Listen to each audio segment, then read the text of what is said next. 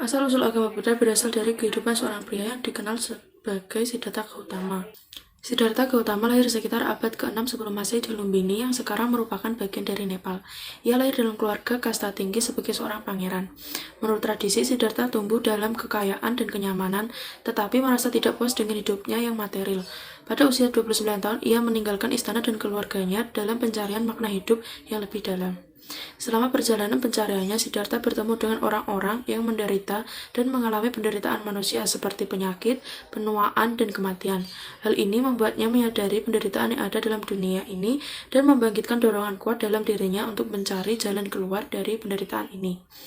Setelah bertahun-tahun bermeditasi dan melakukan praktik asketis, Siddhartha mencapai pencerahan pada usia 35 tahun di bawah sebatang pohon Bodhi di Gaya, India, yang mendapatkan wawasan mendalam tentang penyebab penderitaan manusia dan jalan untuk mencapai pembebasan darinya. Pada sekitar abad kedua, ajaran Buddha menyebar ke berbagai wilayah Asia dan berkembang menjadi berbagai aliran dan tradisi seperti Theravada, Mahayana, dan Vajrayana. Agama Buddha memiliki pengikut di banyak negara dan terus menjadi agama yang signifikan di dunia. Cerita asal-usul agama Buddha ini berdasarkan pada tradisi dan legenda, dan beberapa detail mungkin berbeda dalam berbagai versi dan sumber sejarah. Setelah pencerahan, Siddhartha dikenal sebagai Buddha yang berarti sang tercerahkan. Ia mengabdikan sisa hidupnya untuk mengajarkan ajaran-ajaran yang ia temukan pada orang lain. Ajaran Buddha yang dikenal sebagai Dhamma meliputi 4 kebenaran mulia atau Four Noble Truths dan jalan tengah middle path yang menekankan pemahaman yang mendalam tentang realitas, pembebasan dan penderitaan dan pencapaian nirwana. Mengetahui kapan tepatnya agama Buddha masuk ke Indonesia merupakan hal yang sangat sulit. Hal ini karena tidak adanya data tertulis yang menyatakan hal tersebut. Para sejarawan, baik di dalam maupun di luar Indonesia, belum menyepakati secara pasti kapan agama Buddha masuk ke Indonesia. Apa yang beredar di buku-buku selama ini hanyalah asumsi berdasarkan fakta sejarah, terbuka berbagai interpretasi. Berdasarkan fakta sejarah yang memungkinkan, terdapat perbedaan tafsir. Sejauh ini, fakta sejarah paling tua tentang pengaruh agama yang berasal dari India adalah prasasti yang ditemukan di Kutai dan Jawa Barat. Atas perintah Raja Mula Warman, putra cucu Kudunda, ditemukan 7 prasasti bertanggal sekitar 400 Masehi di Kutai, Kalimantan.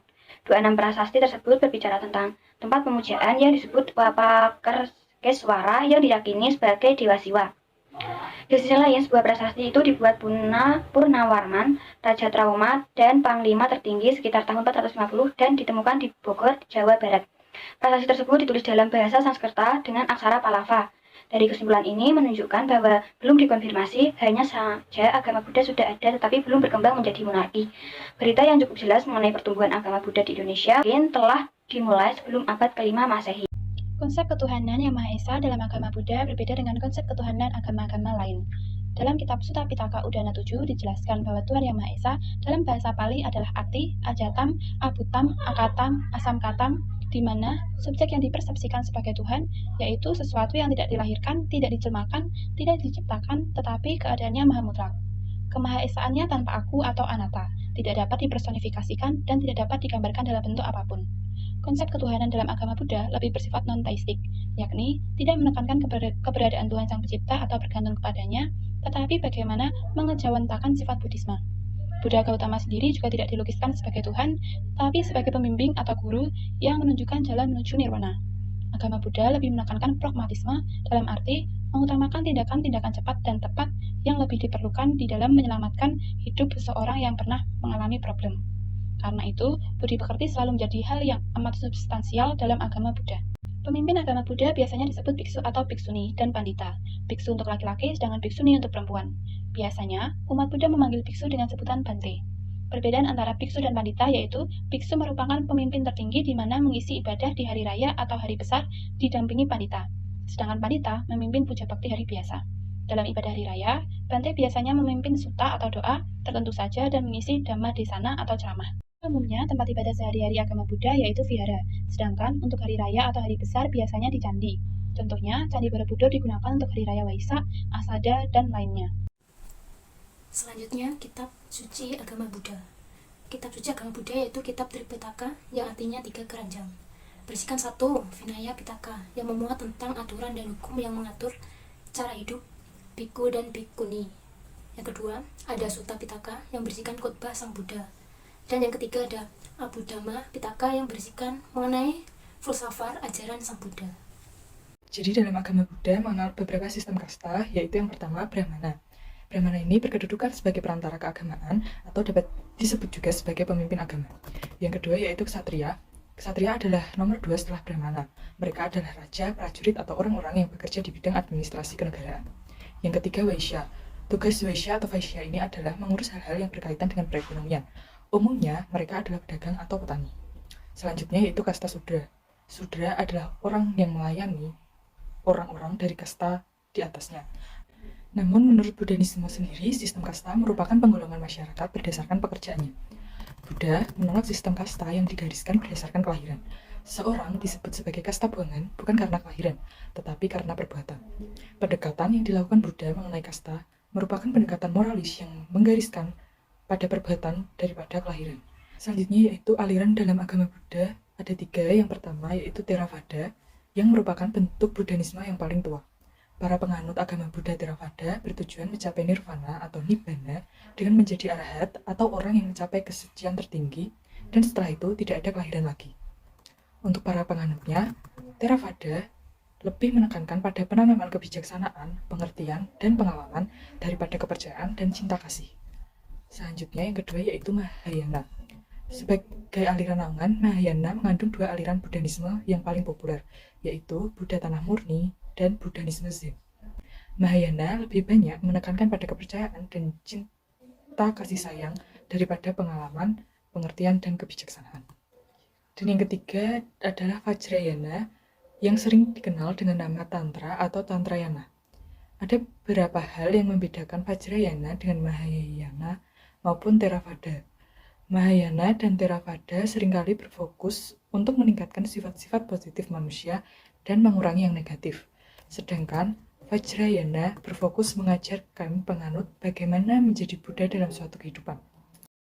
Tata cara ibadah dalam agama Buddha yang saya ambil adalah aliran Theravada.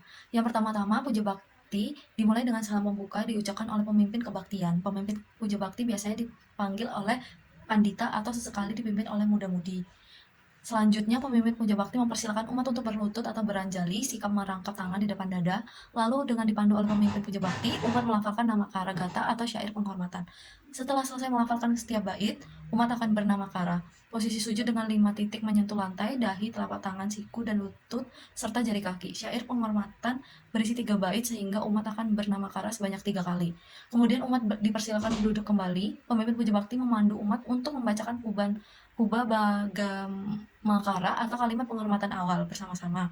Dilanjutkan dengan membaca Saranggamana Gata atau syair pernyataan perlindungan atau bisa diibaratkan dengan syahadat agama Buddha.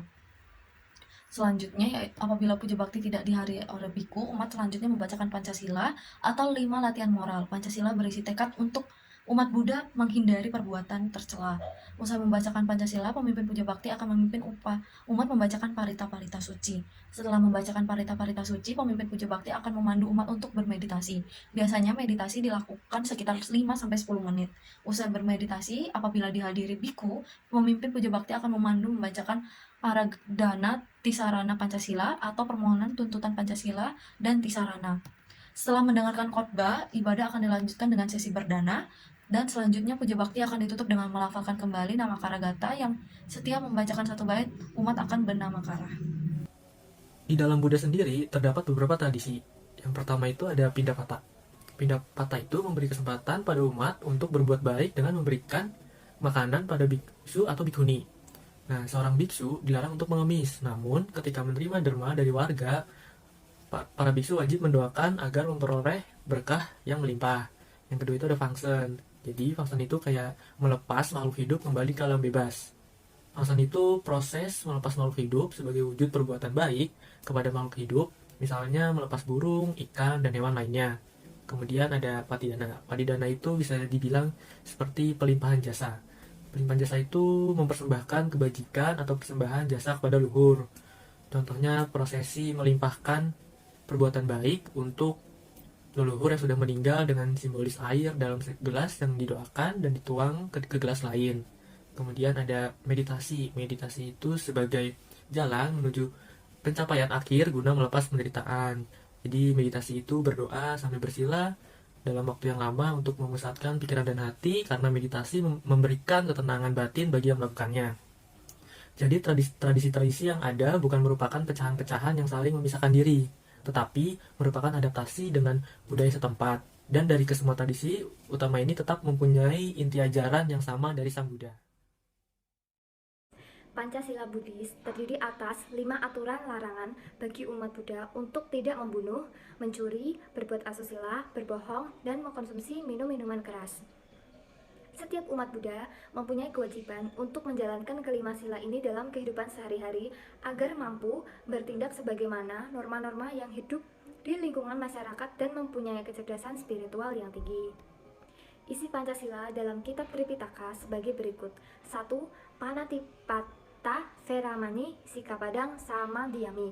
Aku bertekad melatih menahan diri dari membunuh makhluk hidup. 2. Adidana Veramani Sikapadang Samadhyami. Aku bertekad melatih menahan diri dari mengambil barang yang tidak diberikan. 3. Kame sumi cara-cara Veramani Sikapadang Samadhyami. Aku bertekad melatih menahan diri dari perbuatan asusila. 4. Musafada Veramami Sikapadang Samadhyami. Aku bertekad melatih menahan diri dari bicara yang tidak benar. 5. Sumareya Maja Pama Datana Veramami Sikapadang Samadhyami. Aku bertekad melatih menahan diri dari tidak makan atau minuman yang dapat menyebabkan lemahnya kewaspadaan.